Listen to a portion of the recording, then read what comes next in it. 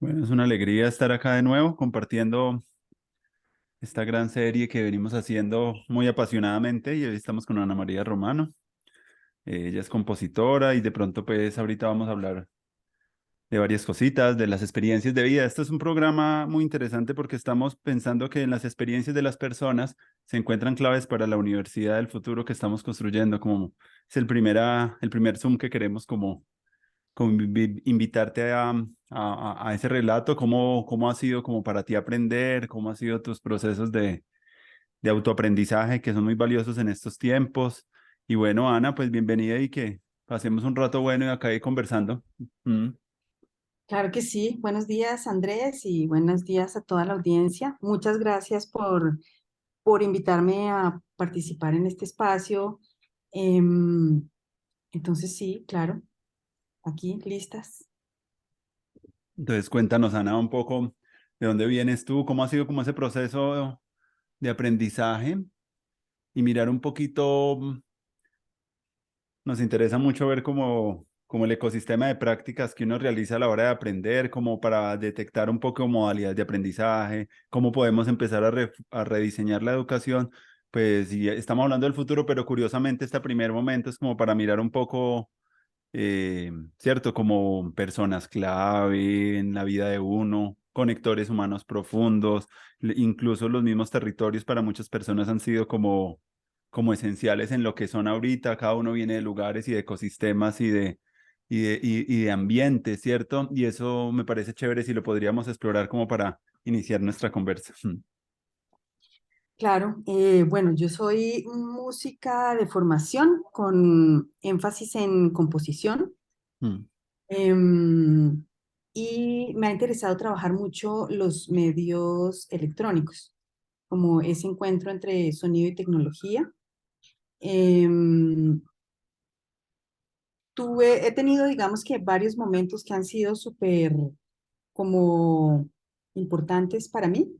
Em, y, y bueno, uno fue el encuentro con las artes escénicas. Me puso como en un lugar de escucha diferente al que, digamos que se había como construido o dado en la academia, ¿cierto? Em, Otro momento que incluso fue antes del encuentro con las artes escénicas fue cuando estuve en el Centro de Documentación Musical y me encontré con las músicas indígenas principalmente, pero también como con otras músicas tradicionales, que yo quedé como paralizada de la emoción, ¿no? O sea, como yo no conozco esto, no tengo ni idea. Y fíjate que el impacto fue tan fuerte que yo paré de componer 2 años porque sentía pues que no podía seguir siendo la misma. mm, Pues siempre estamos cambiando y yo soy, digamos que partícipe como de esa idea de que estamos en transformación permanente. Pero me refería como que eso me puso a reevaluar como muchas cosas que yo traía, ¿no? Eh, También me puso en un lugar de escucha diferente, nuevo para mí. Y, y bueno, siento que fíjate que he mencionado varias veces como la palabra escucha, porque para mí es súper importante, ¿no? También cuando empiezo como a profundizar en esto de la escucha, entonces también ahí se me abren otros mundos, se me abren otras preguntas y, y empiezo como o sea, lo importante para mí de estas situaciones que yo menciono como mm. puntos de inflexión o puntos de quiebre, es que digamos que han sido como detonados por alguna situación de escucha particular, ¿no? Hay algo que recuerdo mucho de una clase en la universidad cuando era estudiante de pregrado. Mm. Estábamos en un parcial y, y a mí me salió mal el ejercicio. Y entonces la profe me dijo, te lo califico cuando te salga bien.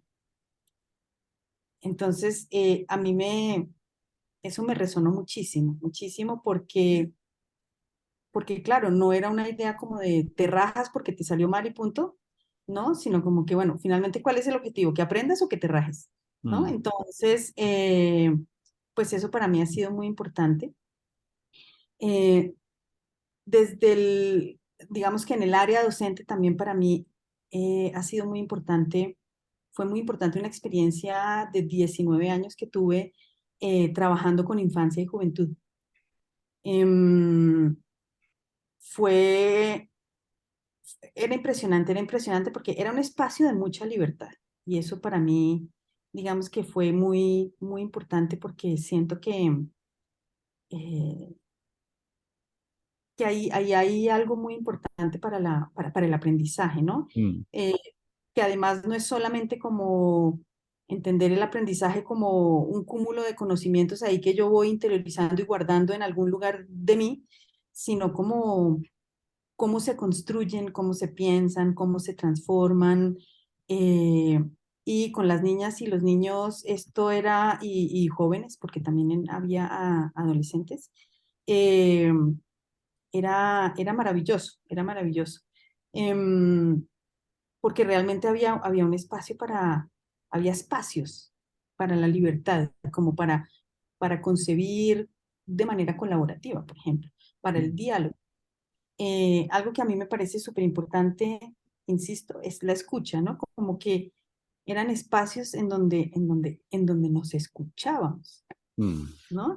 Em, y, y bueno, pues creo que ahora como docente universitaria, pues llevo también ya no sé cuántos años de docencia universitaria, me parece importante como eso, ¿no? Ahora, hay algo que a mí me ha impactado mucho eh, y es que, claro, digamos que yo no estudié pedagogía, ¿cierto? Entonces, como que no tengo, o sea, no sé cómo se forman las personas que estudian pedagogía, pero para mí, digamos que la práctica, bien sea como compositora, como intérprete, me ha dado también como muchas herramientas. Yo siento que una persona que está en un salón de clase debe ser una persona que tiene una práctica fuera del salón de clase. mm, ¿No? Sino como que creo que no es mucho lo que tiene que decir porque pues finalmente los libros y los artículos y los videos,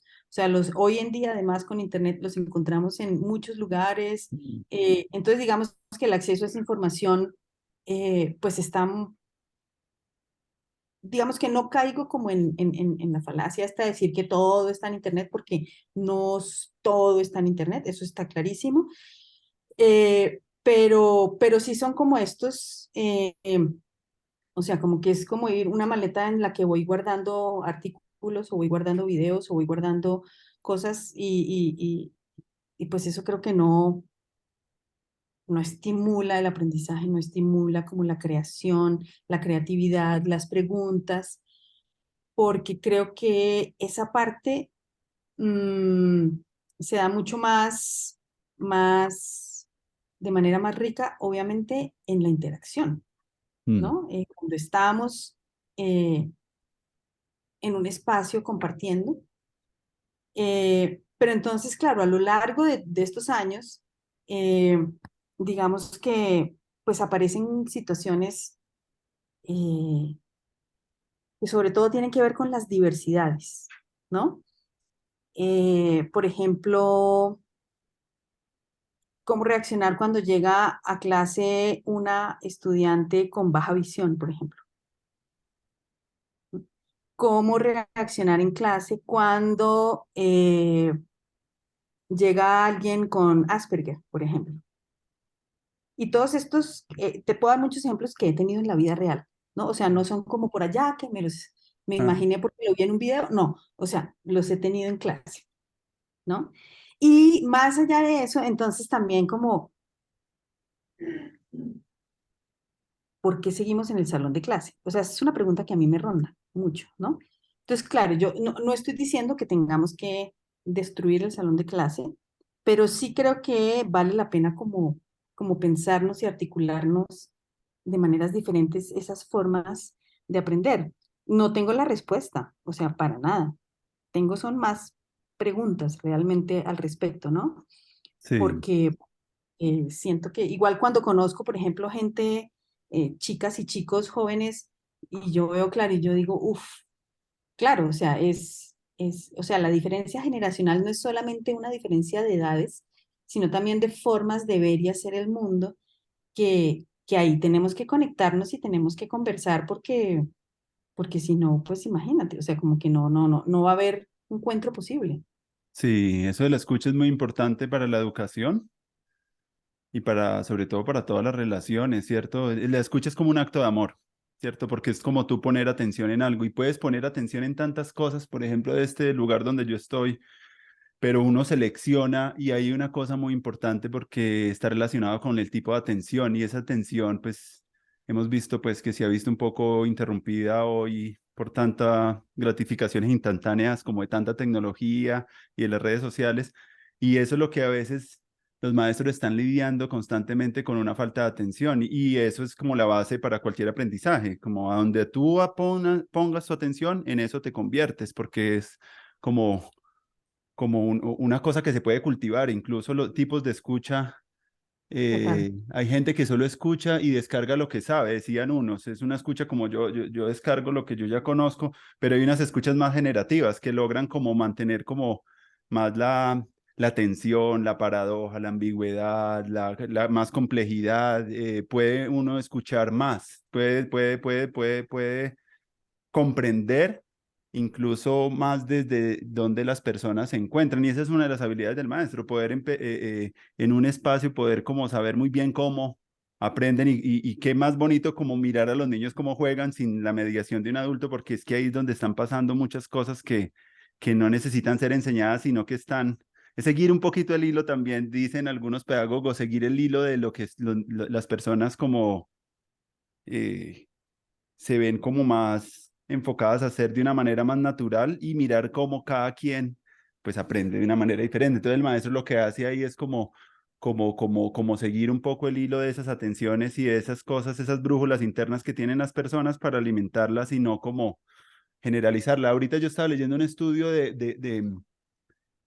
de una persona que está investigando un poco a los creativos y a las personas que han hecho como cambios paradigmáticos en el conocimiento y lo que encontró más que tuvieran un salón de clase y un aula es que tenían una persona con la cual estaban permanentemente interactuando y era muy inspirador para ellos, un Copérnico, Einstein o ciertas figuras como en la historia, no es que hayan sido muy buenos en la escuela, sino que han tenido como una tutoría personalizada de acompañamiento, incluso esta misma historia de Helen Keller, de esta mujer que era sorda y ciega y que era escritora, yo cuando leí el libro de ella, de la historia de mi vida, yo lo que entendía era que tuvo una muy buena maestra que lo acompañó, que la escuchó y que logró como que ella incluso empezara a entender un poquito como algunos conceptos que son muy difíciles para una persona que no ve ni no escucha, eso es una cosa, es como un agujero negro muy tenaz para el aprendizaje y sin embargo,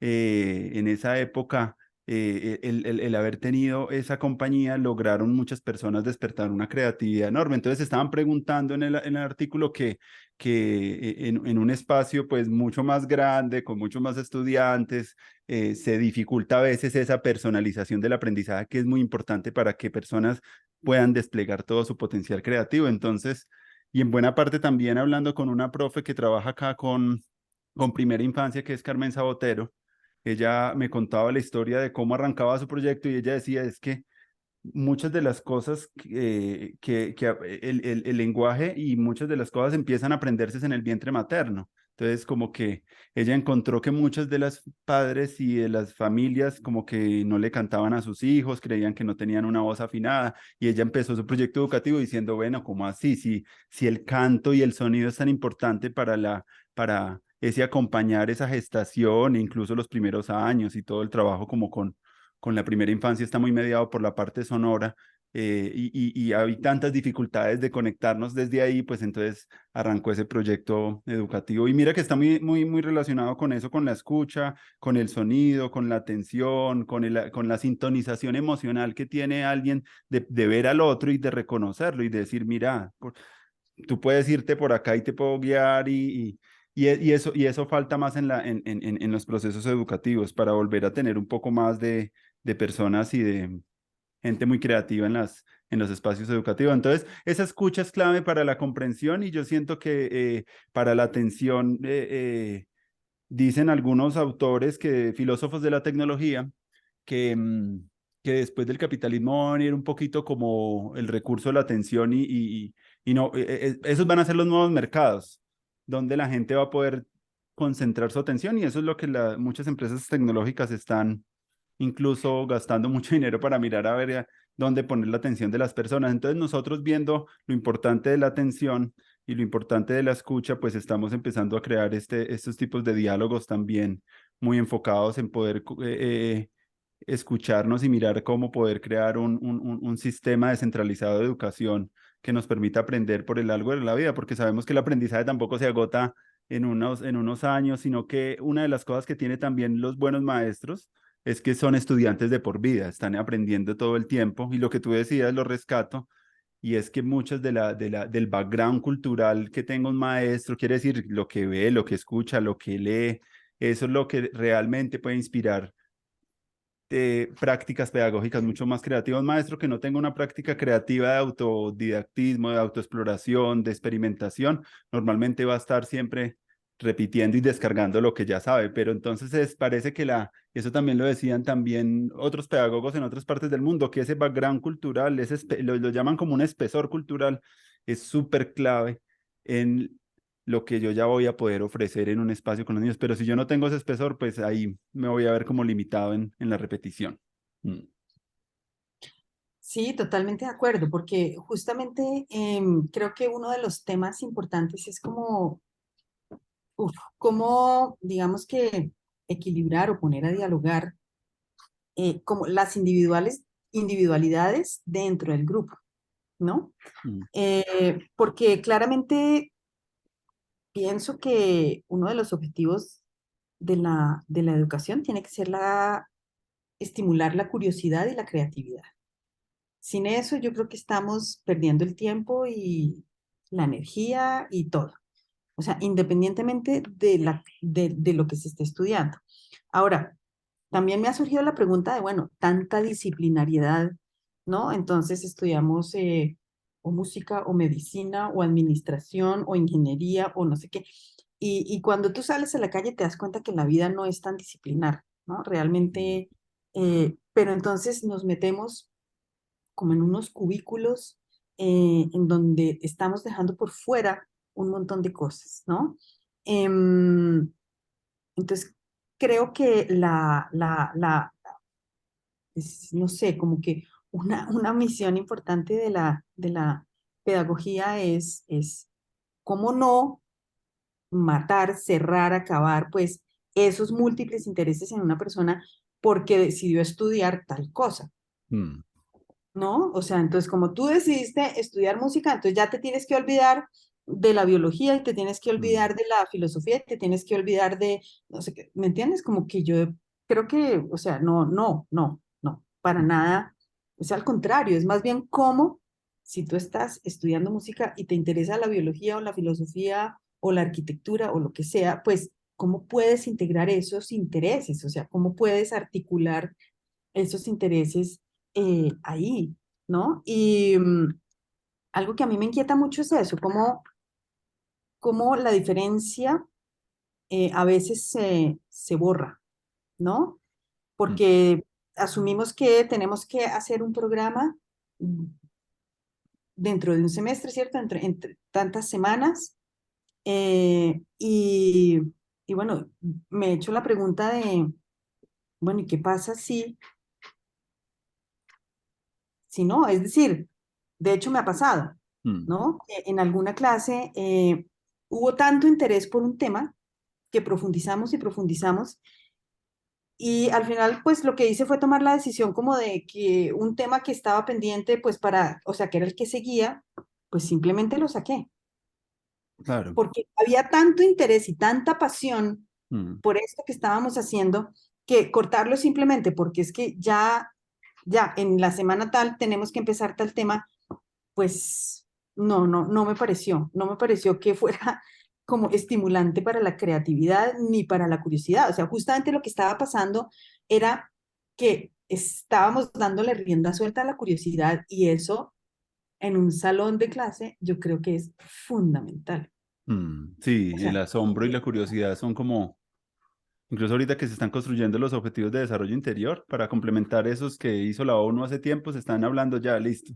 Juntamos a algunos objetivos, pero estaban muy hacia lo exterior y no estábamos hablando un poco de qué cualidades necesita esa persona también para una transformación pues más profunda. Y una de las cosas que llegaban era esa la mentalidad de aprendizaje, la apertura, siempre estar como con esa apertura tanto sensorial, ¿cierto? Y eso está muy relacionado con la estética, como con la sensibilidad, como con la disposición abierta a la sorpresa. Y esa capacidad para sorprenderse mutuamente en un espacio de aprendizaje tiene que ver también con salirse un poquito como de las metodologías, de las teorías, de muchas cosas como para poder abrir un espacio que surja lo nuevo. Lo que me acuerda mucho de Jack Rancière cuando escribió El Maestro Ignorante, que hablaba un poco de eso, decía como enseñar lo que uno no sabe.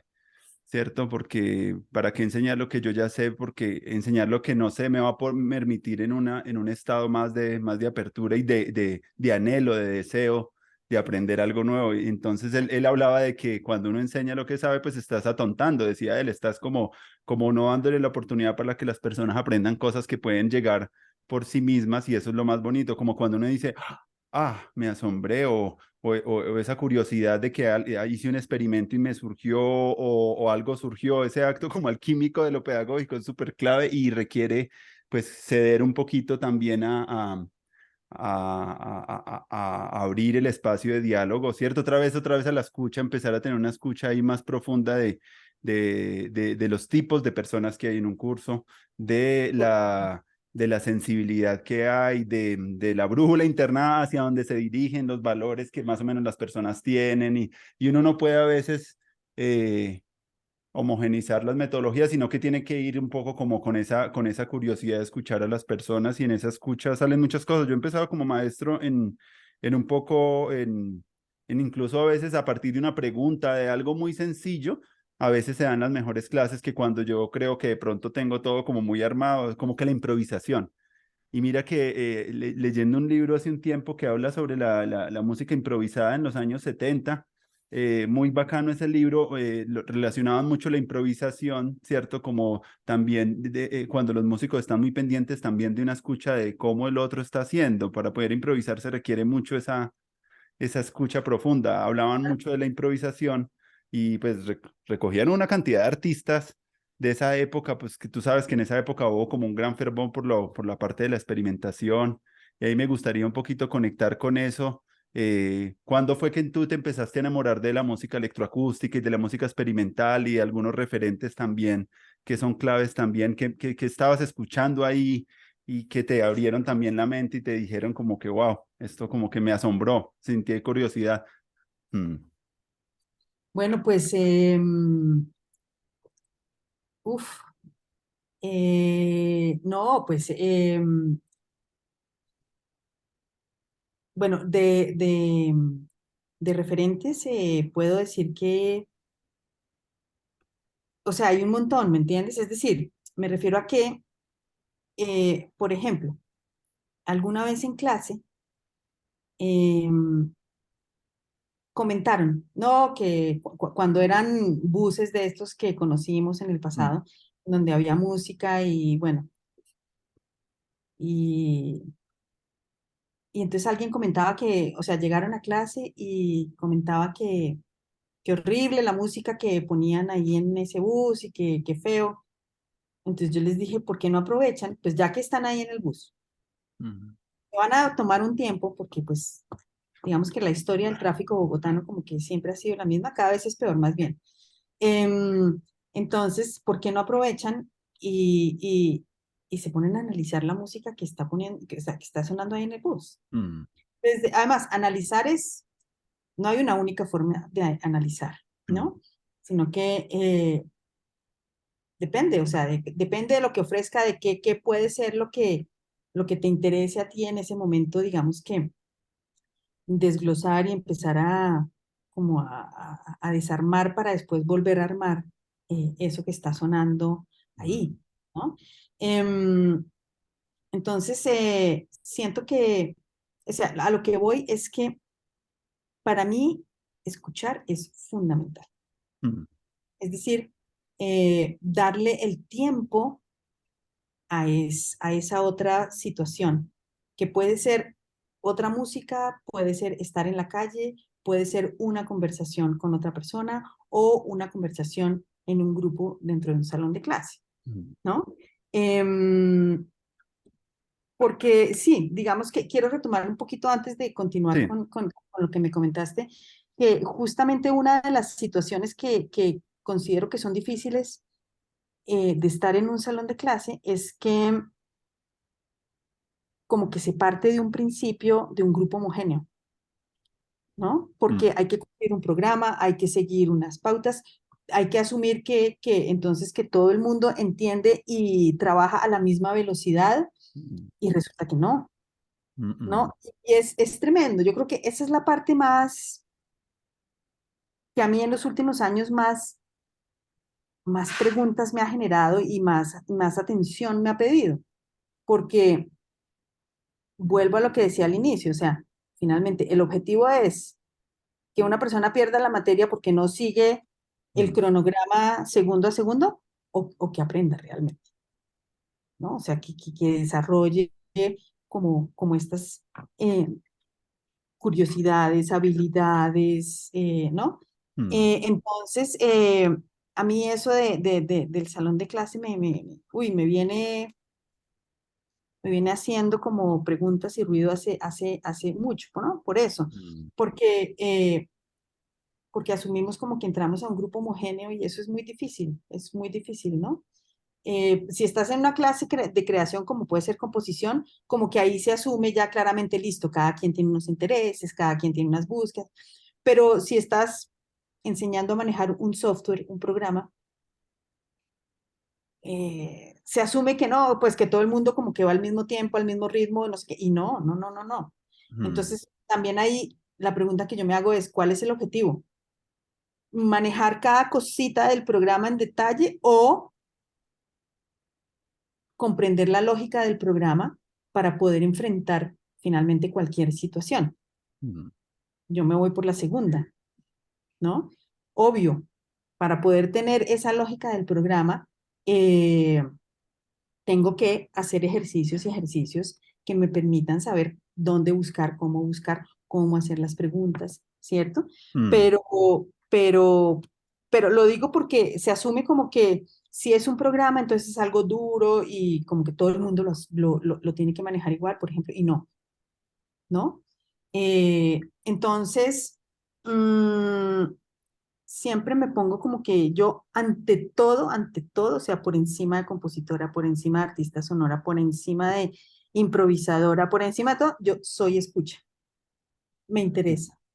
Me interesa eso porque eh, es a partir de ahí que surge como eso, como esa interacción y ese abrirse y esa atención, ¿no? O sea, mm. ¿cómo te pillas tú que entonces que esta persona se le facilita tal cosa, mientras que a esta otra persona se le facilita más otra cosa?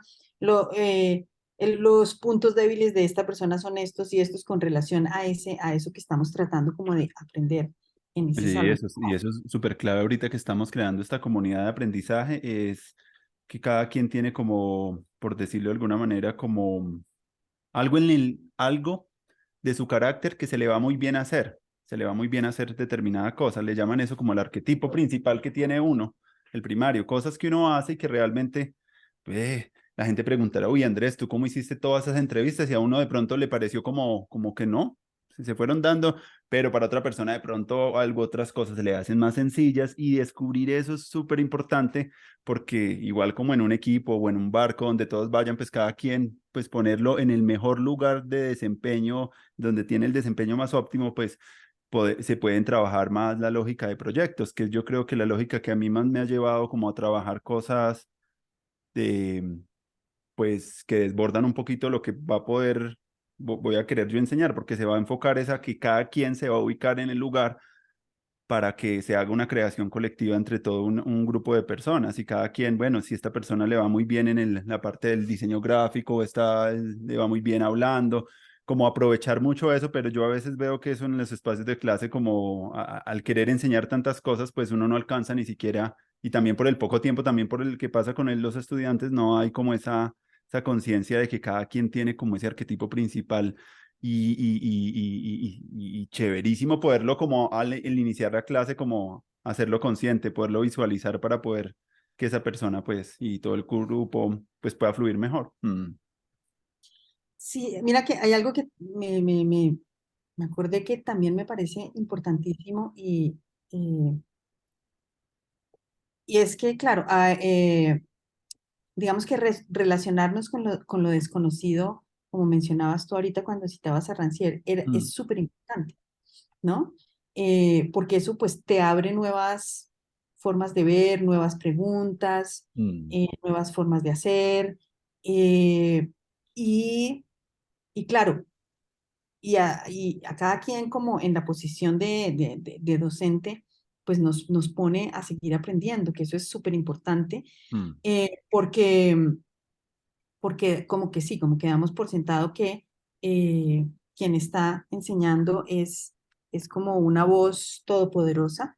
Y ahí hay algo que a mí me parece súper importante reevaluar también, y es cómo hacer para que quienes están en la clase, es decir, estudiantes, mm, eh, no, no asuman eso, ¿no? Como que esa persona que está al frente lo sabe todo, lo debe saber todo, porque si no, entonces, pues no es una buena profesora o no es un buen profesor, ¿no? A mí eso también me parece súper importante, porque finalmente yo creo que quien se haya parado en un salón de clase y como profesor o como profesora y y desconozca que ha aprendido algo de sus estudiantes, está diciendo una mentira, ¿no? O sea, estar en el salón es aprender, siempre además. mm, Claro, tú como docente, digamos que detonas unas actividades, detonas unos procesos, hay momentos en los que requieres que se aprenda algo muy específicamente, ¿cierto? Desde lo mm, técnico, algo así. Eso es súper claro. Pero eh, también digamos que cuando salen ciertas preguntas, cuando salen ciertas dudas, eh, pues ahí hay posibilidades de aprender. Pero a lo que voy, que en realidad me parece súper importante, es como desdibujar esta idea de la profesora o el profesor como la voz todopoderosa, porque ahí también, o sea, aparte como de esa distancia que genera, mm, está reafirmando como una estructura jerárquica y muy vertical, ¿no? Que a mí también me parece importante como que nos preguntemos al respecto, ¿no? Porque, o sea, igual, como te decía al principio, yo tengo más preguntas que respuestas, ¿no? mm, Em, pero sí como, como esa jerarquía a mí me incomoda un poco, A ¿no? mí me Porque, parece que es un acto de admiración por alguien que de pronto ha tenido unas experiencias puntuales y yo creo más en el acto, más que jerárquico, es como que esa persona pues está ahí porque pues ha recorrido unas cosas y se admira y crea como una seducción, ¿cierto? Como un acto de seducción para que los otros puedan aprender por sí mismos, pero a mí todas las jerarquías no me parecen malas. Hay unas jerarquías que son como de dominio, de dominar y de subyugar al otro. Esas sí me parecen malas, pero cuando hay una jerarquía como de que, uy, te admiro o admiro a ciertas personas en lo que hacen, eso da como que igual podría irme a cualquier lado, ¿cierto? En esta curaduría que estamos haciendo de personas y lo que llamaba un amigo la curaduría del humano, como mirar a ver con quién yo quiero conversar, pues yo no me voy a cualquier parte y me da igual si hay unas jerarquías. Para mí no sería igual lo mismo esto que esto, incluso cuando yo me levanto en el día y hago ciertas acciones, pues yo tomo unas acciones dentro de millones de cosas que podría hacer, me cierro y hago estas, entonces ya de una a otro ya estoy jerarquizando ciertas cosas que para mí son más importantes. Entonces, como que en esa visión de esa jerarquía, no me parece preocupante es cuando esa jerarquía de pronto crea esa distancia, crea ese dominio, esa superioridad y esa arrogancia que a veces se ve, ahí sí me preocupa, pero cuando es una jerarquía como, incluso como Nietzsche hablaba de que la historia servía mucho también, él hablaba de tres tipos de historia y cuando hablaba de la historia monumental era que era muy rico en el aprendizaje ponerse en relación con grandes personajes en algunos momentos de la historia porque como que te desafían, te invitan, te jalonan, uno como para él, pues ciertas cosas, cada uno tendrá pues sus admiradores en el aprendizaje, pero es muy importante ponerse como en esas personas que te van a mostrar cómo te van a abrir caminos y sí reconocer como eso. Pero por el otro lado, en esto de la Universidad del Futuro también me ha interesado mucho un concepto que es distribuir la autoridad docente. Quiere decir como que en algún momento de la clase todos los estudiantes puedan ser profesores y el profesor también puede ser estudiante, como que esos roles puedan ser más juguetones y no sean así como tan, incluso muchas veces en ciertas experiencias que yo hago, muchas veces los profes son los otros y yo me pongo también en esa capacidad de ser estudiante y de escucharlos porque pues seguro que me van a sorprender también ellos, darme la oportunidad de que me puedan sorprender es como abrirle espacio para que el otro también ejerza esa posibilidad de enseñanza, porque mira, una de las cosas también bonitas, uno enseñar lo que quiere aprender también es clave, como que no lo que sabe, sino lo que como que en ese anhelo de que yo quiero aprender algo, por ejemplo, yo cuando trabajé mucho tiempo también con educadores en la pedagógica, en ese tiempo yo quería mucho trabajar el stop motion y de trabajar un poquito también otras cosas como para que experimentaran un poquito como con las tecnologías, las estudiantes en las clases de artes, pero yo no es que fuera experto en hacer pues, los stop motion o los videos o incluso tampoco era experto en paisajes sonoros y hicimos una cosa muy chévere como con sonidos, ¿cierto? Como desde la misma curiosidad y desde el mismo amateurismo salen cosas maravillosas. Entonces esa cultura del cacharreo, esa cultura de la experimentación me parece como una habilidad muy importante que se empiece a desarrollar en los maestros y una de las cosas en pandemia que los niños después de volver de estar aislados y cuando volvieron a llegar a los salones decían que ellos quisieran ver a los profes más experimentando, más cacharreando, más aprendiendo y no todo el tiempo, lo dijeron los niños de Bosa, decían que no todo en el espacio del aula debería ser que le estén enseñando, sino como que chévere ver a los maestros empeliculados, contentos, experimentando, aprendiendo, construyendo, haciendo cosas, que eso de una a los niños les daría como un ejemplo de que, mira, ya estamos entendiendo un poco más a través del ejemplo lo que quieren que pase dentro del aula y eso a veces no era es algo que hay que tener en cuenta. Quiere decir, a nivel de la política pública deberíamos estar más atentos que en esos tiempos, cuando estamos hablando de la educación formal, deberíamos tener una mitad de tiempo donde hayan más comunidades de aprendizaje ahí en acción, como lo que llamaba Bruno Latour, una ciencia en acción.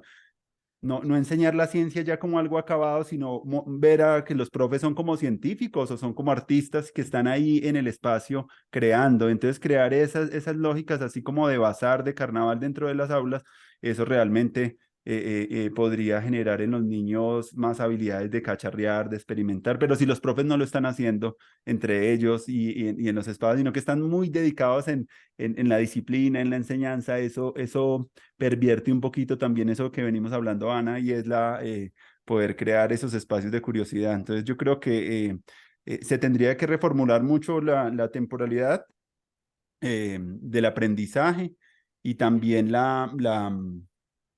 ese juego, por ejemplo, en la Universidad del Futuro, como lo estamos pensando, todos los profes son también estudiantes y los estudiantes son profes, esos roles van a ir y venir y otra categoría importante es las triadas interdisciplinarias. Eso es algo como que yo siento, una vez hice un proyecto en Maloca con jóvenes en el 2010 que se llamaba Arte y Ciencia para la Convivencia. Estuve como coordinando ese proyecto acá en localidades y una de las cosas más bonitas era como tener una persona de la parte humanista, un artista y otra persona de pronto de otra área y salían unas cosas maravillosas porque ya no era cada uno enseñando lo que sabía, sino que ya en el encuentro de esas triadas, primero ahí ya se daba como una chispa muy poderosa.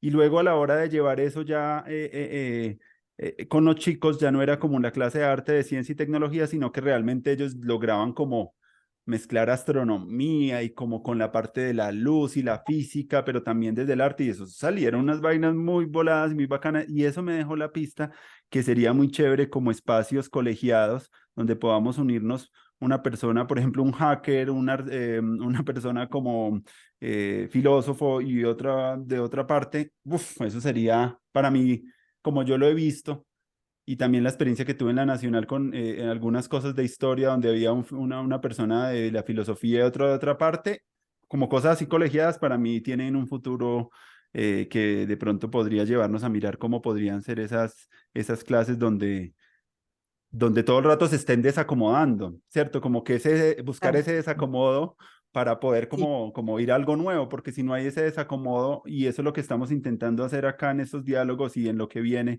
es que, claro, todo lo que estamos haciendo, valoramos las trayectorias, pero ya lo que viene y lo que queremos es algo que no podemos saber muy bien cómo se va a materializar. Hay anhelos, hay como unos señuelos, hay unas pisticas, pero queremos que nos demos el tiempo para poder que ese deseo, ¿cierto? Pues pueda surgir y pueda realmente iluminar algo nuevo, no volver otra vez a caer como en los mismos lugares comunes de la educación, sino como realmente crear una experiencia y intergeneracional también. Eso es otra de las claves, Ana, que a mí me parecen muy tenaces en la educación, que absolutamente. todas las personas están solo los niños y dónde está la transmisión intergeneracional, como con las otras personas que tienen ricas en experiencia. Eso es una cosa tan peligrosa como el cambio climático, como Sí, algo grave. A mí me parece que eso es preocupante y ver a tanta persona mayor subempleada también y con tanta riqueza de sabiduría, no hay como esos enlaces para poder que los niños aprendan también otras cosas con ellos. Y yo creo que se podría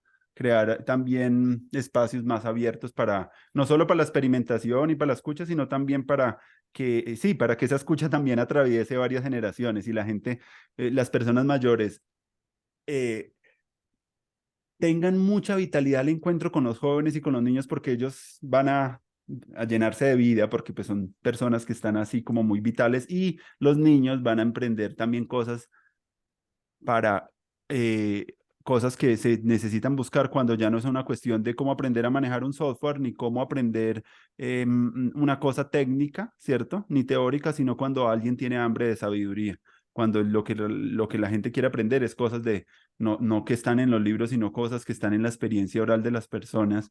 Y yo me pregunto eso, cuando la gente tiene hambre de sabiduría, ¿hacia dónde se dirige en la sociedad? ¿A quién va y pregunta? ¿A dónde uno va?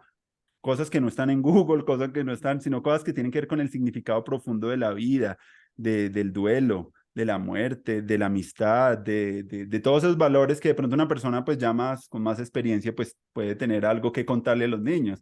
Yo creo que ahí ese enlace sería también fabuloso para que esa sabiduría que está en los territorios pueda empezarse a interiorizar a través de eso.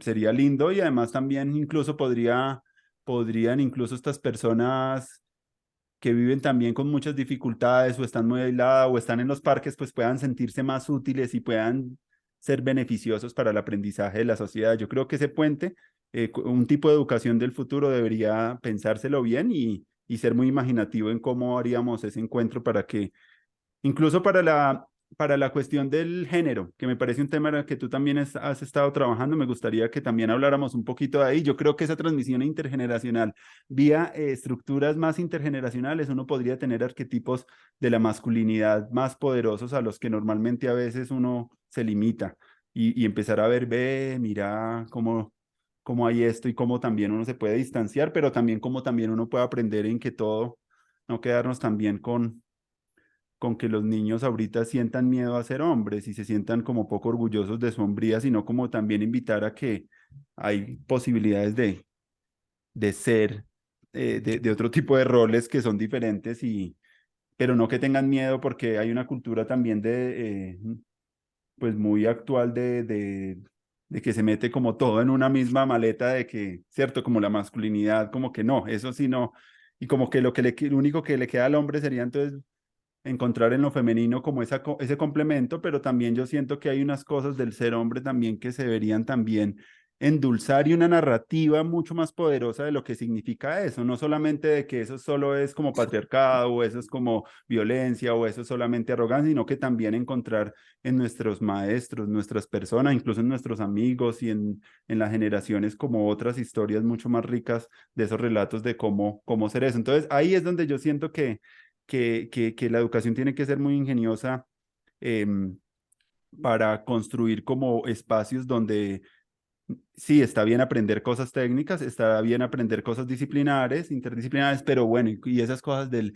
cultivo de las virtudes, de la belleza, del asombro, de eso, de dónde lo aprendemos, y eso a veces no es algo tan claro.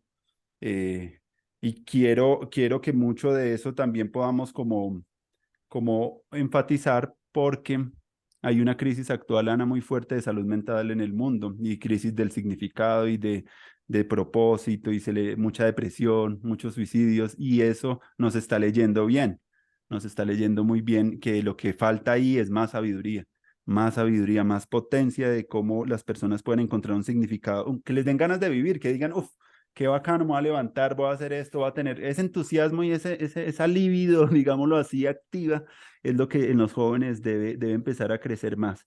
Y eso no se va a dar sino en espacios más colectivos, porque ellos tienen las tecnologías, tienen la información, pueden aprender rápidamente a hacer. Ahorita uno puede buscar muchas cosas de resolver ese conocimiento procedimental a través de lo tecnológico, pero cuando tú ya estás solo y tienes una pregunta alrededor de tu relación o de cómo tú te sientes, ahí siento que la educación está como cojeando. Sí, pues bueno, eh, quiero retomar solamente un punto con relación a lo de lo jerárquico, y es Mm, que lamentablemente siento que todavía en las diferentes escuelas se da cuerda a la idea de la veneración. Es a eso a lo que me refiero, ¿no? Como que mm. una cosa es admirar y otra cosa es venerar. Ah, sí, La sí. admiración para mí es supremamente productiva porque, o sea, no es solamente que tú estés aprendiendo, sino que además estás reconociendo a otra persona como alguien que te está aportando a ti, ¿cierto? Pero la veneración ya te pone en un lugar de subordinación. Y eso sí es algo que yo creo que hay que revisar Mm, en las escuelas. Porque, porque no, o sea, porque eso limita justamente el pensamiento creativo, mm, limita la investigación, limita las preguntas, porque lo que favorece es la imitación, claro. así amplonamente, quiero decir, ¿no? Como, Mm, como ya, como que entonces voy a hablar como esa persona, voy a pensar como esa persona, voy a comer como esa persona, me voy a vestir como esa persona, ¿me entiendes? Como que no hay una búsqueda ahí interna. Y lo mm, conecto entonces con algo que dijiste que yo en clase también lo digo mucho, por ejemplo, cuando estamos trabajando con software, y es cacharrear. El mm, cacharreo para mí en la vida es fundamental. En un mm, programa es re clave. O sea, si tú no cacharreas un programa, mejor dicho, no estás haciendo nada por aprender el programa mm, realmente. Pero en la vida es fundamental. O sea, cacharréate tú misma, cacharréate tú mismo. O sea, mm, cómo hagas en ti, cómo te preguntas, porque eso finalmente lleva a que, o sea, eso está de la mano con la experimentación y con la exploración. mm, Entonces, ¿qué te interesa? ¿Qué te mueve a ti en la vida realmente? ¿No? ¿Qué te sale a ti de las vísceras? Y no como esa simple imitación como de porque me dijeron. Porque es que sí creo que, y lo estamos viendo en este momento histórico, en muchos lugares del mundo con este filofascismo y neofascismo, ¿no? Que a la larga todavía nos encontramos, digo todavía porque me había ilusionado con que eso iba, eso iba en descenso, pero no. Y mm, es eh, con que todavía nos encontramos con que definitivamente sí, sí hay personas a las que les, no sé, se sienten más cómodas o no sé, o digamos que les han como cercenado un poco como esa curiosidad y esa creatividad y esa, como ese asombro y mm, obviamente la escucha y se mueven mucho como por lo que les digan, ¿no? Porque finalmente resulta más fácil obedecer que desobedecer. Eso sí está clarísimo, mm. ¿no? Ahora, para mí no. A mí me resulta, o sea, a mí me resulta, o sea, muy, es decir, como que no es cuestión de facilidad, sino como de qué, en dónde estás tú como persona que no vive sola en el mundo, sino que interactúa con otros seres humanos y no humanos. Y entonces, ¿cómo es esa interacción? O sea, ¿cómo vamos a crecer? ¿Cómo vamos a cambiar? Porque el cacharreo también y la exploración, siento que nos llevan pues a permitirnos eso, como no solamente asombrarnos, sino como decir, ah, bueno, no, yo ya no soy así, yo ya no quiero esto, acabo de descubrir esto que me tiene fascinada Mm, y pues voy a indagar ahí a ver qué pasa, ¿no? Entonces, digamos que también eso puede llevar como a, o sea, el asombro y la búsqueda y como el estar ahí como indagando. eh, por ejemplo, nos puede llevar a darnos cuenta que el binarismo es un pensamiento muy estrecho. mm, O sea, yo no creo que el mundo se divida únicamente en hombres y mujeres, en mm, buenos y en malos, en altos y bajitos, en gordos y en flacos, ¿no? Sino que es, o sea, somos una cosa absolutamente diversa. Yo mm, sí estoy completamente a favor de la diversidad y en eso me encuentro también mucho con algo que tú dijiste, que es, o sea, los encuentros intergeneracionales al momento del aprendizaje, ¿no? mm, Entonces, en este momento, por ejemplo, estamos eh, retomando la idea de Desde en Tiempo Real, que es la plataforma pues, que yo coordino desde hace muchos años, más de 10. Digamos que en un principio era festival y después de cumplir 10 años se volvió plataforma, ¿no? Entonces la plataforma tiene tres líneas, una que sigue siendo el festival, otra que es una línea editorial y otra que es una escuela, Escuela de Exploración Sonora, en mm, donde hay digamos que como unos puntos claves. Uno es el encuentro intergeneracional. O sea, eso es súper clave. mm, Por otro lado, también el encuentro de diversidades sexogenéricas. ujú, O sea, no vamos a hacer, o sea, no, digamos que no nos interesa seguir dividiendo el mundo en hombres y mujeres, en niños y en niñas, ¿no? Sino como cómo nos construimos y pues finalmente, cómo nos vamos viendo. Ahí, entonces, por ejemplo, no sé, invitar a un artista, porque sigue siendo exploración sonora, es decir, estamos en el mundo del arte, ¿cierto? mm, Eh, un artista trans para que haga un taller o una clase, y entonces que haya niñas y niños trans que digan, ok, cuando yo sea grande puedo ser así. O sea, es decir, no tengo el futuro tan incierto como lo puede llegar a tener cualquier niña o niño que no se hace esas preguntas con relación al género, por ejemplo, ¿no? Eh, pero además entonces es esta interacción y esta convivencia, ¿no? Es decir, vamos a quitarle el misterio de que existen formas de ser distintas a, digamos que ese gran genérico de hombre o de mujer, mm, ¿no? Entonces, fíjate que todo se conecta con la sorpresa, con el asombro y con la curiosidad que tanto las hemos invocado en mm, esta conversa.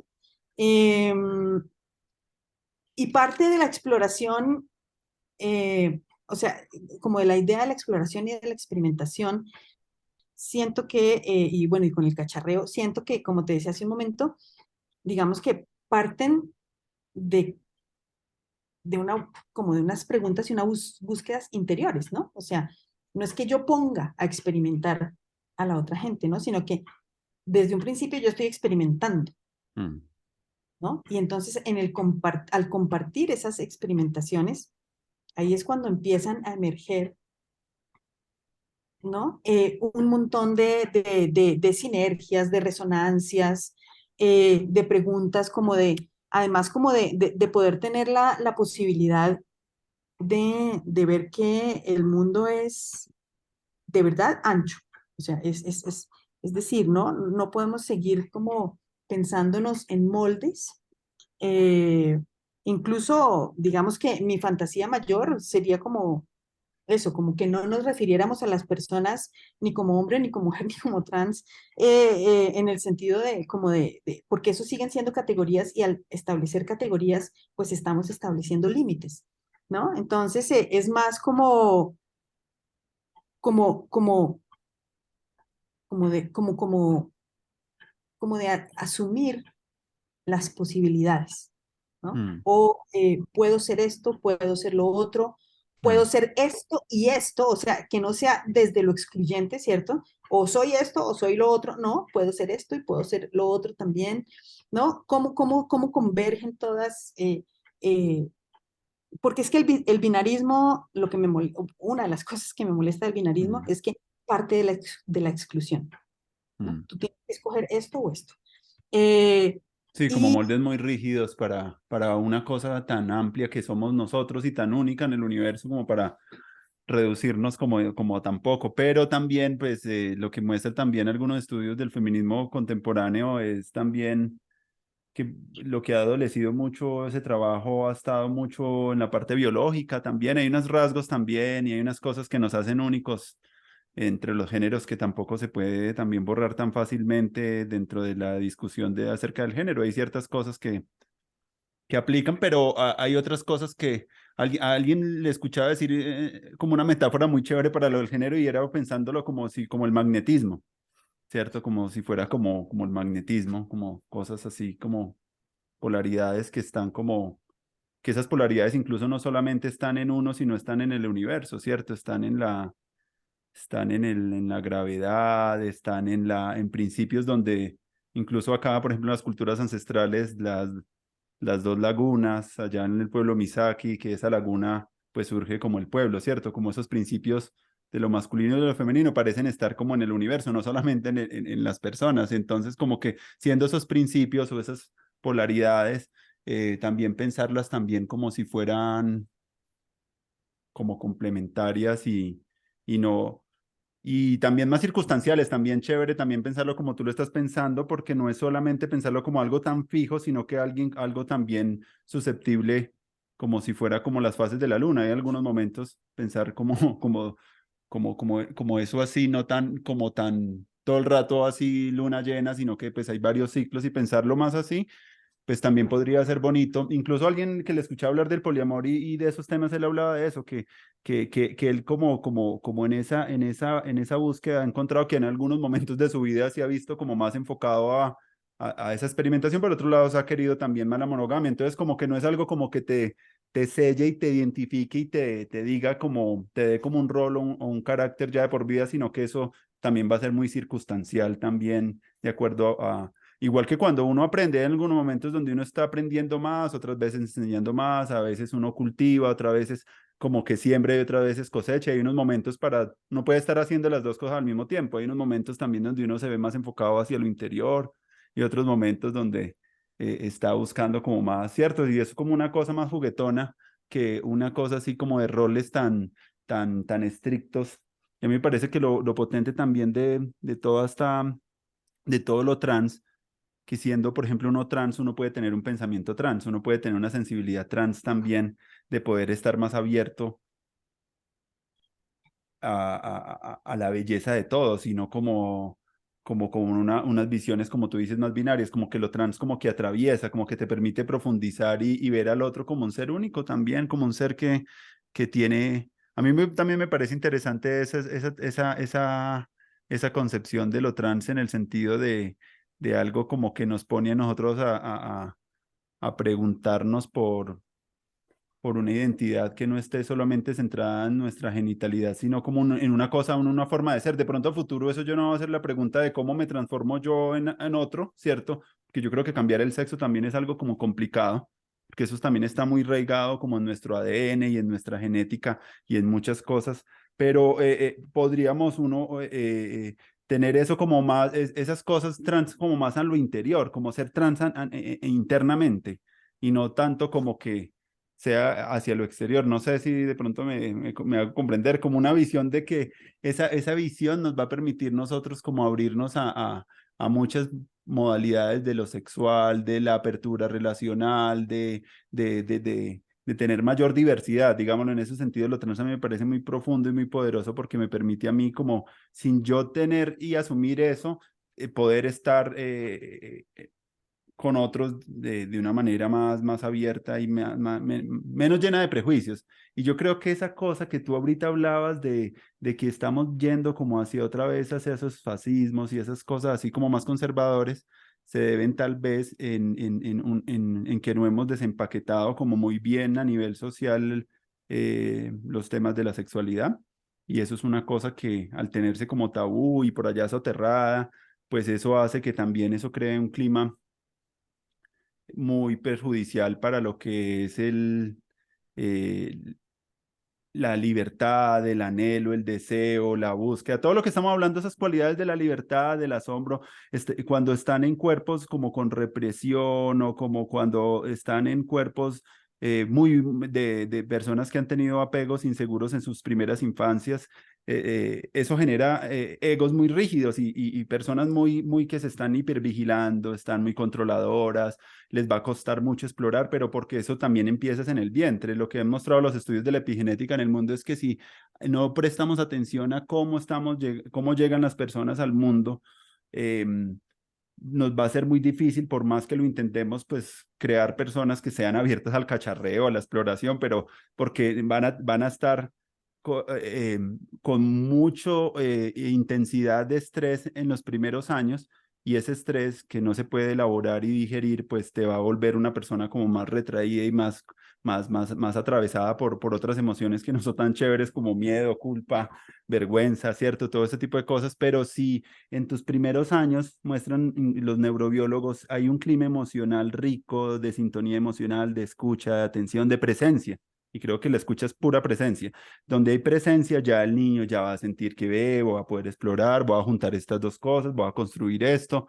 Y yo creo que esos privilegios de personas que son más experimentadoras se deben también mucho a un núcleo un poco más presente, pero aquellas personas que llegan a la escuela y un niño llega y uno dice, ve, ¿por qué tan tímido? ¿Por qué tiene miedo en expresarse? Porque hay es muchas veces también muchas situaciones que lo han llevado a él a echar para atrás y a ir más hacia lo adentro. ¿Y eso qué pasa? Miren, esa psicología de esas personas, por el abandono mismo que han tenido, es muy, se ven muy tentados cuando ya son grandes en buscar ídolos en la política, en la iglesia, en el pastor, en un culto, en algo, como que esa mentalidad de culto está totalmente relacionado con la represión sexual y está relacionadamente con ausencias de los padres muchos en las vidas de las personas. Entonces muchas veces están buscando eso como en un ser, en un ídolo, y ahí volvemos otra vez a lo de la jerarquía, ahí es donde esa jerarquía y esa codependencia a veces traumática que a veces tienen las personas en las relaciones se dan muchas veces por un mundo de huecos que no se pudieron lograr como subsanar cuando eran chiquitos. Entonces, como que paradójicamente para hablar un poco de todas esas cosas políticas que son preocupantes, nos lleva a hablar otra vez de cosas muy interiores de nuestras vidas relacionales, nuestra sexualidad, lo que es nuestros primeros años y desempaquetar eso ahí llevaría para mí requiere pues una madurez de las personas, pero yo creo que eso es uno de los grandes vacíos, por lo menos que yo siento en la educación y la educación del futuro tendría que tener un gran capítulo de lo que es sexo, género y educación, porque esas cosas aún en la escuela, la educación sexual se limita mucho a evitar embarazos o en las enfermedades de transmisión sexual. Quiere decir, no hay una narrativa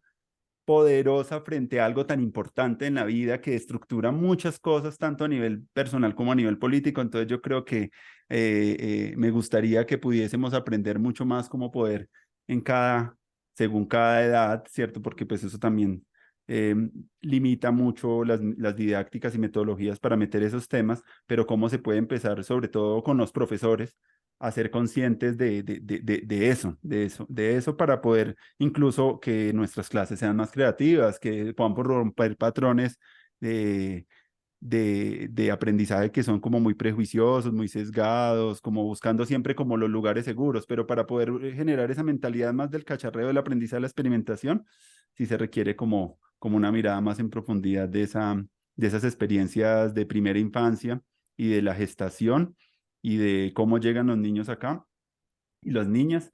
Y, y yo creo que ahí sí se requiere un poco la política pública, como que también tener instituciones que también empiecen a pensarse más como el trabajo, lo que los pinitos que está haciendo Nidos y está haciendo IDARTES está muy maravilloso, pero eso, ojalá eso pueda seguir impulsando más una conciencia que si queremos una educación distinta, se tienen que hacer programas muy fuertes alrededor de la gestación y lo que es los primeros años y mantener como una oportunidad para que esas, quiere decir, darle un poco más de tiempo a los padres y más tiempo en la sociedad para que las personas mayores puedan compartir más, aprender más, ir a jugar más, explorar más, pero eso tiene que ser, yo creo que eso se tiene que hacer, no sé si vía renta básica universal, puede ser una opción donde la gente le diga, miren, ya tienen una cantidad de cosas, o como Iván Illich se lo propuso en los 70 bonos a partir de la tributación, donde le den bonos a los ciudadanos que se puedan gastar en cosas de aprendizaje. Entonces, como que no le den solo la plata, sino que te digan, mira, tienes bonos para artes marciales o para natación, o tienes bonos para aprender lo que tú quieras. Y mira, tienes un mundo de gente que está en la sociedad donde tú puedes aprender eso.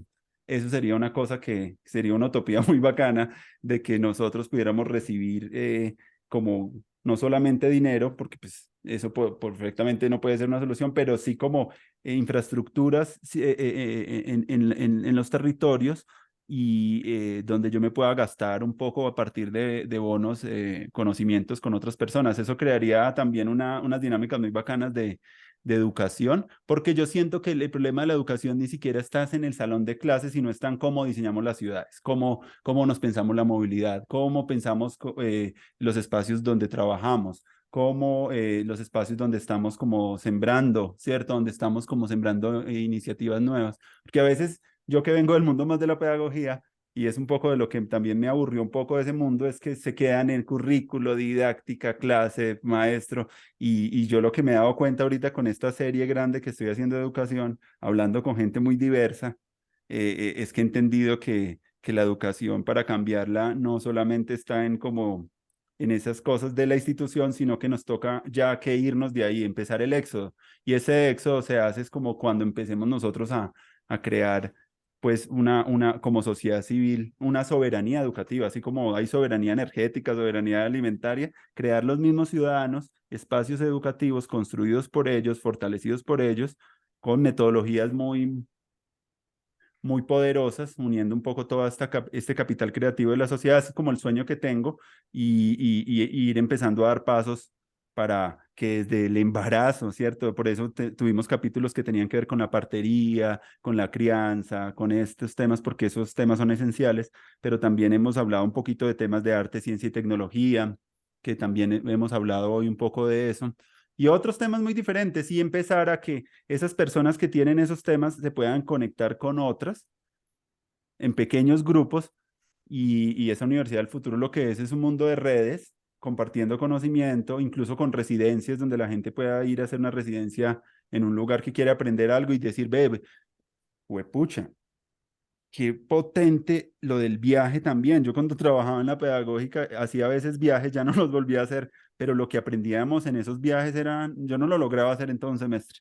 En términos no solamente del conocimiento procedimental, sino de relaciones, de tomar, de escuchar otras. Me recuerdo mucho una vez en Medellín, una, estuvieron parchando con chicos que hacen hip hop en Moravia y ellos fueron con estudiantes acá, pues de educación infantil, y entonces ese encuentro en la noche de improvisación, de freestyle, y eso era como wow, como qué es esto, y eso fue muy maravilloso. Los estudiantes nunca se les va a olvidar eso porque lograron ponerse en relación con personas con las cuales no comparten y solo esa diferencia y esa diversidad ya como fue como, wow, güey madre, verlos como en esas condiciones tan difíciles y verlos tan empoderados para muchos estudiantes que a veces se ponen más desde el lugar como desde no se puede, no tengo tan, ver a gente con más dificultades y como con tanta creatividad fue algo que realmente de pronto no lo hubieran podido experimentar leyendo algunas cosas que yo les quería mostrar.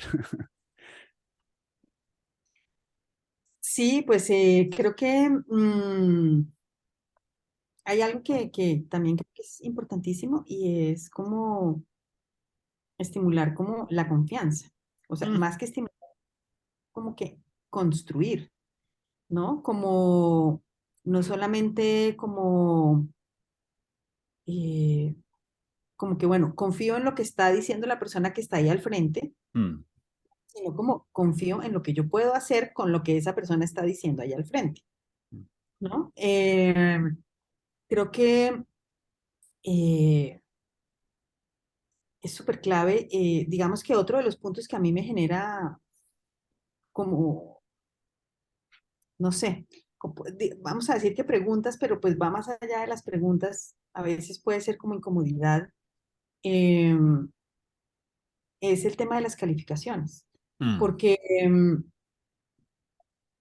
porque a veces siento que parten como de un principio de desconfianza, mm, ¿no? Como a ver si eres capaz de presentar algo, ¿no? O sea, como, no sé, estoy aquí como medio pensando en bruto mm, en este momento, pero durante digamos, durante muchos años me he hecho la pregunta, por eso para mí fue tan valiosa esa anécdota que te contaba al principio, como de cuando esta profesora me dijo, te lo califico cuando lo tengas bien, ¿no? Como que eh, se convierte entonces como en una cosa como de susto, como de, uy, hijo de madre, hay parcial, mm, tengo que prepararlo y no sé qué, pero entonces, ¿me preparo para el parcial o me preparo como para realmente tener como poder hacer algo más allá del parcial con eso que estoy tratando de aprender o desde este lado de la docencia, como de enseñar, de mostrar, ¿cierto? Lo mismo como también como pensando como en esa figura de el profesor o la profesora como la persona que lo sabe todo. Entonces, en el momento en que no tiene una respuesta, entonces se desconfía de su mm, idoneidad, mm, ¿no? Porque ¿cómo así que no sabe? Entonces, ¿para qué está acá? ¿Por qué está acá? ¿No? Y resulta que, bueno, como que todo es muy, pues bueno, ya sabemos que el aprender y el conocimiento pues son casi que insondables, ¿no? Es decir, como que hay que obviamente darles cauces, porque si no, eso pues es inabarcable. mm, Eh, entonces, me parece que hay algo importante también como que pensar ahí. Eh, Sería interesante como plantearnos un espacio donde no haya evaluación, por ejemplo. sí, Creo que, es decir, iniciativas con esos objetivos creo que hay muchas, ¿no? Es decir, como el plantear, como desaparecer la evaluación. Eh, Creo que también, no sé, sí, como que finalmente todo termina como anudándose, como que mm, últimamente me encuentro mucho en situaciones en donde termino diciendo es como que los puntos se unen, mm, terminan uniéndose los puntos porque terminan siendo como ingredientes de algo muy grande, que además, por fortuna, no tiene como una sola perspectiva, ¿no? Sino que lo ujú, podemos mirar desde diferentes lugares. mm, Eh, mm, Siento que como la inestabilidad, como darle espacio como a cierta, sí, como inestabilidad o incertidumbre mm, dentro del proceso de aprendizaje, creo que es muy importante, ¿no? mm, Ahí, por ejemplo, podríamos hacer la analogía con la exploración o con la improvisación, con la experimentación, porque finalmente no estás partiendo de la certeza, ni estás partiendo del objetivo, sino que es el proceso en sí mismo el que va guiando, ajá, ¿no? En ese sentido, a mí me parece súper importante. Por eso, para mí, a veces como que la idea de laboratorio resuena mucho por eso, ¿no? Porque es como, como no partir de la perspectiva de un punto de llegada, ¿no? Sino como unos procesos en el camino que nos van a ir abriendo otros caminos o otras posibilidades.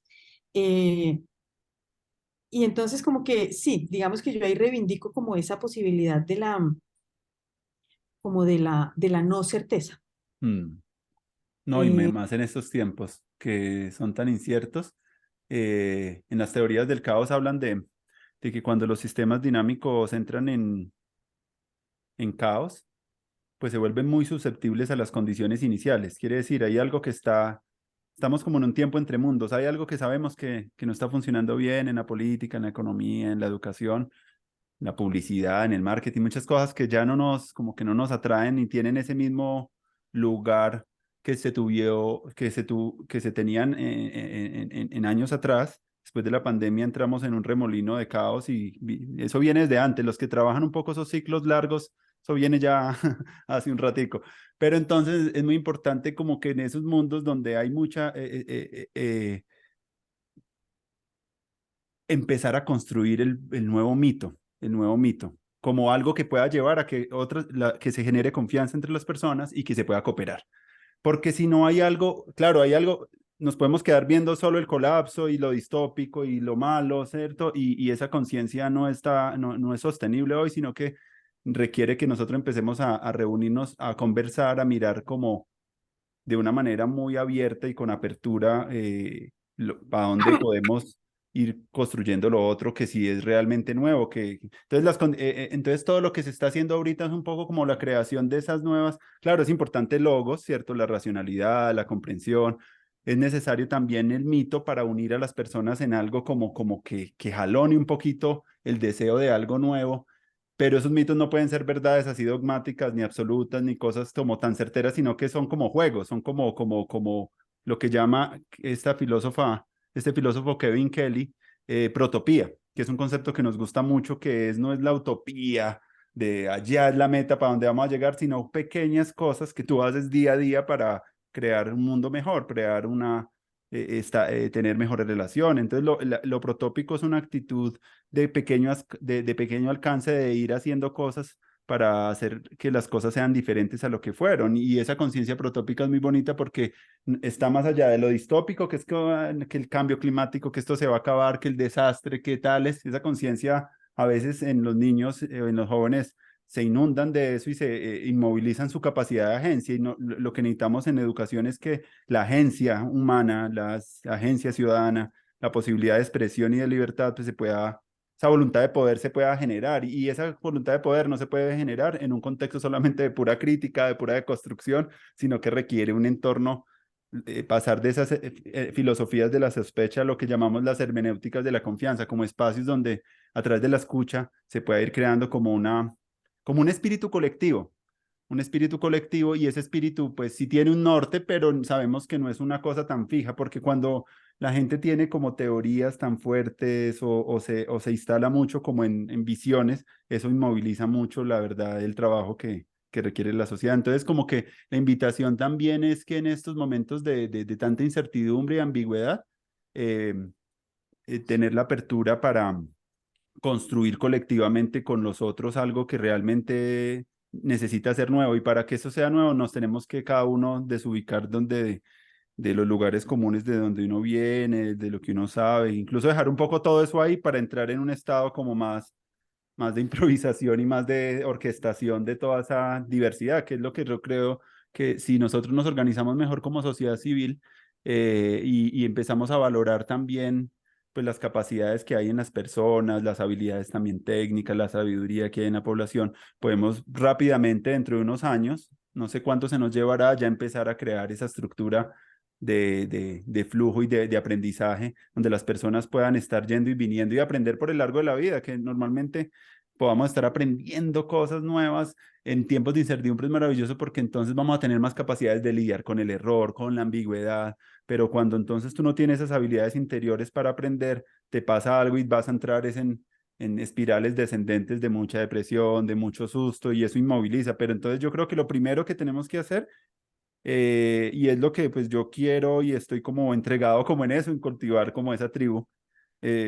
McLuhan hablaba de la retribalización de la sociedad. Entonces, después de que las plataformas digitales pues nos vendieron estas ideas de redes. Ahorita lo que viene es la web 3.0 y es un poco ya redes más pequeñas, más cercanas en afinidad con las personas que uno puede realmente hacer cambios positivos en el mundo y ya no como esas redes como tan grandes, sino como más pequeños grupos que se puedan sostener en el tiempo y que se puedan conocer, que se puedan enamorar de sí mismos y de lo que hacen, que uno no, eso no, esa confianza, tú sabes que esa confianza requiere tiempo diferente que la renta básica que uno le puede consignar a alguien plata a otra parte y listo, pero yo no le puedo consignar a alguien confianza o yo no le puedo consignar a alguien como eso porque ese capital de la confianza requiere como tiempo, conversación y relación. Entonces yo creo que se nos va a ir un tiempo como en el establecimiento de ese clima de confianza y para luego poder ya hacer la cooperación con otras personas, porque sin confianza tú sabes que ninguna relación funciona, sin confianza no, cuando se cae la confianza, pues la gente ya sea en algo, en alguien, pues, ¿qué es lo que pasó en una película que me vi? Cierro con esto que me vi una película de una profe, de una película rumana.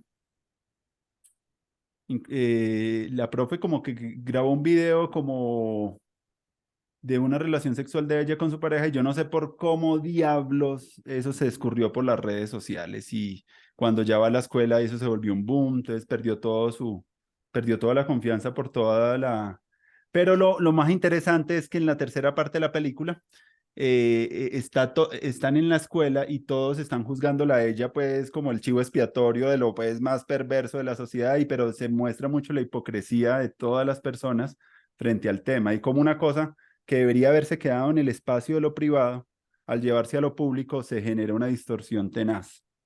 Y empieza uno a ver como toda la hipocresía de la sociedad frente a temas que realmente deberían tener una mayor como comprensión, ¿no? La pusieron ahí como en el centro y le faltó casi como lincharla. Entonces a mí me preocupa mucho eso del linchamiento y del activismo como que está buscando como chivos expiatorios. Ahorita he estado reflexionando mucho sobre ese tema porque, porque ahorita mi compañera tenía un concierto ahorita en San Gil y entonces hubo una persona que estaba como sindicada como de algún abuso y muchos músicos empezaron a retirarse del cartel, pero lo que a mí me asombraba es que muchas veces utilizamos muchas veces el exponer algo que deberíamos hacer más en la tribalidad de nuestro grupo o dirimir esos conflictos más en escalas más secretas y más privadas, cuando se lleva a lo público eso ya genera también un grado de violencia que no estoy de acuerdo y me parece muy preocupante para las personas, sea lo que sea. Y eso René Girard lo hablaba mucho, eso tener un chivo expiatorio es muy peligroso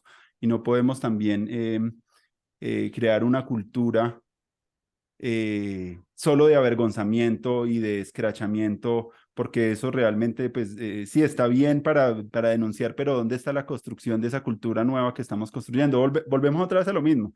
Está importante señalar lo que está mal, pero yo creo que la ciudadanía más creativa debería ya mirar el problema, encuadrarlo mejor, porque muchas veces las soluciones que tenemos frente a los problemas crean más problemas porque no lo encuadramos bien. Y esa perspectiva es muy importante enseñarla en los jóvenes, como cómo encuadrar un tema del racismo, del sexismo, del cambio climático, de lo que Timothy Morton llama hiperobjetos, que no son fáciles de señalar como un culpable o algo, sino que son sistémicos y tienen muchas raíces y es muy complejo llegar a una cosa así de A a B, sino que requiere una conciencia de ver más perspectivas. Esa conciencia todavía no está mucho en la educación y ojalá podamos en la nueva educación también, además del conocimiento teórico y procedimental, dos conocimientos que me parecen muy claves, el conocimiento de perspectiva, cómo encuadro, cómo comprendo yo una realidad que es compleja y grande y amplia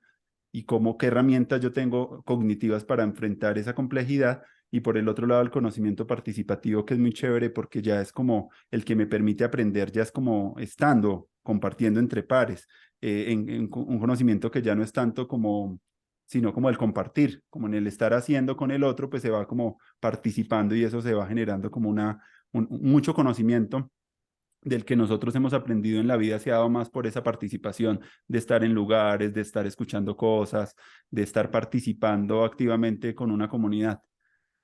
Y yo siento que ahí tenemos que ser muy, muy ingeniosos también para el tema. Bueno, ahí puse varios temas porque son como los de mi preocupación de este fin de semana, pero no sé tú qué piensas de pronto alrededor de este tema de los movimientos sociales en relación especialmente el feminismo que a veces como que busca señalar mucho y eludir un poco la responsabilidad de que cuando hablamos de conflictos al nivel de lo sexual o acosos, siempre como es un terreno como más oscuro y no es algo del binarismo de buenos y malos, sino como cuál es nuestra responsabilidad en el conflicto, cómo hacer que la sociedad se vuelva más madura para resolver los problemas que se presentan y que no lo escalemos a la vía pública solamente para generar de pronto también una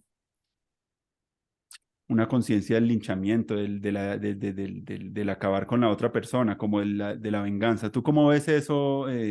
¿Qué te resuena de todo lo que acabo de decir? Bueno, hay varias cosas, ¿no? Mm, Creo que, eh, a ver, no sé por dónde empezar porque hay varios puntos, pero tú dices que, por ejemplo, que esta persona, el linchamiento y mm, que le acaban la vida, pero yo te diría, si esa persona cometió un abuso sexual o más, porque por lo general son comportamientos reiterativos, mm, esa persona le acabó la vida a otras personas en privado, ¿no? O sea, es decir, bueno, utilizando tus palabras, ¿no? Pero son eh, una persona que sobrevive a un abuso sexual, eh, pues es una persona que ha sido violentada casi que de las peores maneras, ¿no? De violencia que hay. mm, Em, Muy seguramente la cancelación no resuelve el problema, pero también siento que el escrache es, es un recurso ante la inoperancia de la justicia y ante la imposibilidad de conseguir reparación y de que realmente la sociedad se responsabilice de eso, la sociedad y los individuos. Y ahí ese los, para mí, sí es muy masculino.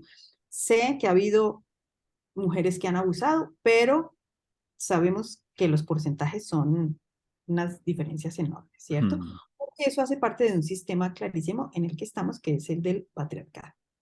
Eh, los colegios y las universidades, lo hemos visto en noticias, mm, barren debajo del tapete todos los casos de abuso, de acoso, ¿no? Entonces, no no se le quiere como dar la importancia que tiene, mm, ¿no? Porque, por ejemplo, ahí, pensando en esto de las jerarquías, o sea, un profesor que se mete con una estudiante, incluso bajo la idea de que es consensuado, mm, realmente no. O sea, ahí hay una relación de poder, claramente, ¿no? Entonces ahí lo del consensuado entra, pues, al terreno de la duda, ¿no? Porque claramente ese profesor tiene un poder sobre esa estudiante. O si nos vamos, digamos que al ámbito no escolar, pero si es una persona, un señor de 30 años con una chica eh, de 18 años que a pesar de que es mayor de edad y todo, pues ahí también hay una diferencia clara, ¿no? De poder. Em, la, digamos que el sistema de justicia mm, nuestro es terrible. Eh, sabemos que, por ejemplo, cuando una mujer denuncia violación, la revictimizan, ¿cierto? Y le hacen miles de preguntas y miles de interrogatorios, como que ella tiene que demostrar que ella no provocó la situación. O sea, ya mm, es que desde ese punto estamos mal. O sea, estamos, o sea, fatal, ¿no? O sea, no puede ser así. Eh, Entonces, cuando, por ejemplo, no sé, las personas que son testigas de, no sé, de una violencia intrafamiliar en un Mm, edificio porque se oyen los gritos de dolor, de angustia, de reclamo, etcétera. Y entonces la respuesta es que no, es que eso es un asunto de pareja. Realmente eso no es un asunto de pareja. Eso mm, es un problema social, ¿no? Y ahí hay que entrar a intervenir, hay que llamar. Ahora, no soy yo que voy a golpear en el apartamento y a decirle al señor, oiga, por favor, no le pegue, ¿no? Sino ahí sí tenemos que, como sociedad, acudir como a esas instancias que deben garantizarle a esta mujer que este señor no la va a volver a golpear, ¿cierto? Em, Ahora, eso teóricamente, así como lo estoy diciendo yo, pues diríamos, ah, bueno, listo, llamamos a tal sitio y se arregla la situación, pero sabemos que no, que entre la teoría y la práctica, ahí hay un abismo. Em, entonces, por eso siento que es un problema muy mm, complejo, el que, digamos que en este caso que tú comentas de un festival, yo creo que el festival debe también como intervenir, ¿no? No podemos hacer que eso, que caiga en el ámbito de lo privado, eh, algo que no es privado, sino que es un problema social, eh, y, y entonces dejar que esta persona siga rampante por ahí como está, eh, sin asumir ninguna responsabilidad. Ahora, ¿cuál es el problema ahí? Claro, si lo cancelan del festival así nomás, pues claro, él se va a enojar, mm, va a haber gente que va a decir que no está de acuerdo, va a haber gente que va a decir que sí está de acuerdo, pero a la larga, claro, el problema cuál es, que no resuelve la situación. O sea, lo importante es que él debe asumir responsabilidad, responsabilidad social, responsabilidad legal, jurídica, y responsabilidad, obviamente, pues con la o las víctimas, mm, ¿no? Eh, entonces, es un problema, pues claro, muy complejo, eh, pero no, digamos que no creo que se trate de buenos y malos. mm, Él cometió un error, una falta muy grave, y debe responder por eso. Y mm, parte del responder por eso es que debe saber que va a haber gente que, que lo va a sacar de sus vidas, ujú, ¿no? Em, y, y bueno, siendo un escenario público y siendo ese un problema social, eh, creo que le cabe también una como tomar posición al festival. claro. Sí, no, yo lo planteaba era para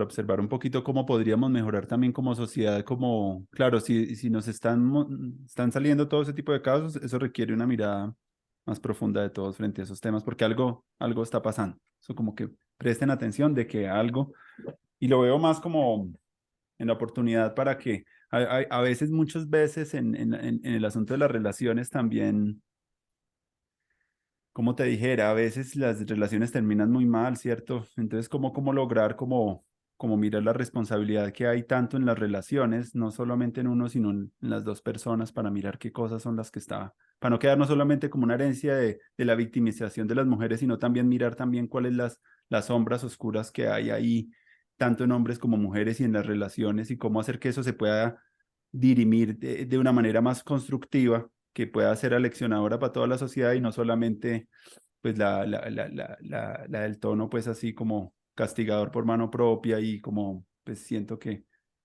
ahí es donde yo creo que ahí podríamos como, porque muchas veces de esos problemas de las agresiones sexuales a veces son melodramas también románticos, no digo todos, pero hay algunas veces que cuando una relación no finaliza, ni cierra, ni hace bien las cosas, eso se vuelve como una bomba así explosiva, y a veces eso empieza a verse ya una violencia que puede crecer. Lo he visto mucho porque me ha pasado en unas relaciones, he visto un poco eso. Cuando algunas cosas no se pueden cerrar acá, eso ya empieza a tener como como una perspectiva mucho más peligrosa. Bueno, Ana, ya ahí se nos va cerrando el tiempo, hemos hablado muchos temas muy interesantes, no sé, de pronto ya te he preguntado mucho sobre algo de pronto finalmente que te gustaría compartir o compartir de algo que quieras, alguna reflexión última. Creo que es el momento, pues me encantó mucho hablar contigo, fue muy fluida la conversa y esperamos que podamos seguir en esta labor bonita que estamos como construyendo. Entonces, no sé, alguna cosa, yo te iba a preguntar otras cosas, pero bueno, me gustó mucho irnos, dejarnos fluir en la escucha porque a veces es más chévere así. Sí, pues bueno, quería comentar como dos cosas, y es Mm, que, por ejemplo, en el ámbito en el que me muevo, que es el de la música experimental, la improvisación, la música contemporánea, electroacústica, etcétera, hemos conocido casos, por ejemplo, de hombres acusados de acoso o de abuso, mm, y que lo que hacen es que dejan esa ciudad y se van a otra ciudad, incluso a otro país donde no los conocen, para, para seguir haciendo de las mismas, mm, ¿no? Eh, entonces ahí, claro, ahí diríamos, eh, bueno, ¿cómo hacer para que realmente asuman una mm, responsabilidad? Es un problema muy complejo, mm, es un problema social, por eso digo, o sea, eso no es del ámbito privado de dos personas. Creo que si bien es cierto que finalizar una relación en general no es fácil, creo que lo que tú decías como el ámbito melodramático, yo sí, lo revisaría muy bien porque es que justamente ahí es donde muchos medios de comunicación caen, por ejemplo, incluso instancias judiciales caen en hablar de lo de crimen pasional, por ejemplo, o cosas de ese estilo, que lo que hacen es librar de responsabilidad a la persona porque acuérdate que jurídicamente hasta hace unos años era válido el argumento de ira e intenso dolor, pero además era válido para los hombres. O sea, si una mujer asesinaba a un hombre bajo el argumento de ira e intenso dolor, ese argumento no valía, ¿no? Pero entonces es por eso, porque estamos en un sistema que privilegia eh, como esas acciones machistas, misóginas, porque hay que decirlo de frente, o sea, eso es un odio a las mujeres construido pues durante cientos y cientos de años. Entonces, claramente sí tenemos mucho que aprender socialmente de, bueno, de cómo lidiar, sobre todo con la frustración o con el dolor, mm, eh, pero no es nada sencillo ni es nada menor, porque cuando un hombre cree que tiene derecho a matar a una mujer porque la mujer le dice que no quiere estar más con él, y que entonces que si no es conmigo no es con nadie, o sea, ahí el problema es muy grave, ¿no? Es mm, decir, eso no es amor, finalmente. O claro. sea, es que ese es un punto que también es muy importante. Claro, no podemos definir amor en dos o tres líneas, pero sabemos que el amor es cuidado, el amor es afecto, el amor, o sea, el amor, y si tú vas a matar a alguien, pues no la estás cuidando, ¿no? Entonces, ahí se desbarata completamente eso de que es por amor, ¿no? Eso no es amor, eso es un ego herido, eso Mm, es un patriarcado al 100%, ¿no? Entonces, para cerrar, como que me gustaría decir que creo que desde nuestros lugares de la pedagogía, mm, creo que debemos apuntarle a la libertad. ¿A la libertad en qué sentido? A la libertad de que nos permita curiosear, que nos permita cacharrear, que nos permita equivocarnos, que nos permita errar, ¿cierto? O sea, que un error no sea motivo de me voy a matar, ¿por qué? Porque mm, yo no puedo con esto o algo así, ¿no? Porque es muy fuerte, ¿no? Finalmente, pues estamos en un sistema que también es muy competitivo, ¿no? Entonces, si tú lo haces bien y yo lo hago mal, entonces yo me voy a sentir mal, pero resulta que de pronto a mí ese error me va a permitir llegar a unos lugares insospechados para mí y bueno, voy a aprender eh, algo que me va a hacer feliz, ¿no? mm, Entonces, la libertad de sentir, la libertad de romper los moldes, la libertad eh, de no seguir obedientemente, es decir, sin reflexionar, sin el espíritu crítico. Es decir, Mm, siento yo que tenemos que alimentar el espíritu crítico, tenemos que alimentar la curiosidad, tenemos que alimentar como la sorpresa, mm, para que eso realmente, o sea, yo creo que eso nos puede ayudar en momentos de frustración, en momentos en donde no nos salen las cosas como queremos, en momentos en donde nos da dolor porque se acabó una relación, en momentos en donde nos da dolor porque se murió alguien que queríamos, en fin, ¿no? Como que finalmente es como que a veces, no sé, como que siento que nos hemos construido de una manera como muy destructiva socialmente, ¿no?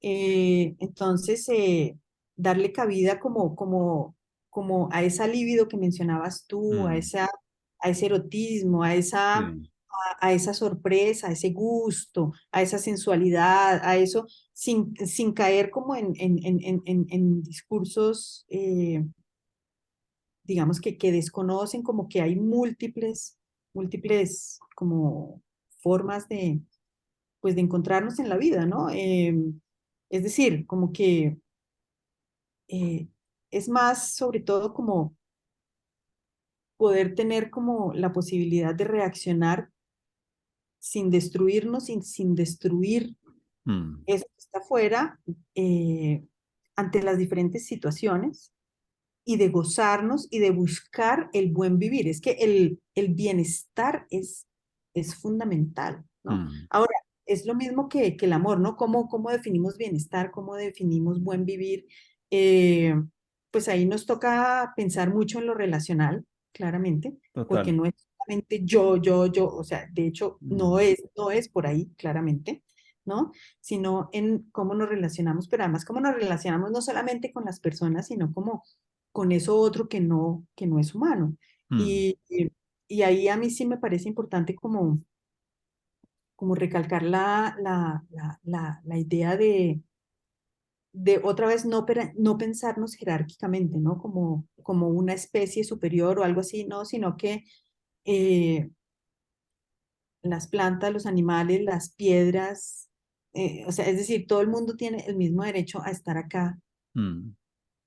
¿no? Ahora, procedemos de maneras diferentes y hacemos la vida de manera diferente, por supuesto que sí, por supuesto que sí, pero, pero pues es que eso no es ningún misterio, ¿no? O sea, es decir, eso no es ninguna gran verdad ni nada, o sea, entonces, pues bueno, muchas No, bueno, gracias muchas por la gracias, invitación. Ana, por todas las reflexiones que hiciste, muy oportunas. Afortunadamente logramos hacer la conversación. Estaba un poco ahí, pero no, maravilloso y me siento muy contento de lo que, de hacer de estos ejercicios porque me voy como con nuevas preguntas, uno como que es conversando, es que realmente uno va aprendiendo cosas nuevas y bueno, me encantó. Hubo unos temas que se quedaron por fuera, pero yo sé por el tiempo, pero vamos a tener otros momentos sobre el silencio, el ruido y otras cosas, pero ya en otros momentos ya los profundizaremos, así que te mando un abrazo y muchas gracias por haber estado acá. Vale, un abrazo y seguimos conversando y muchas gracias por la invitación.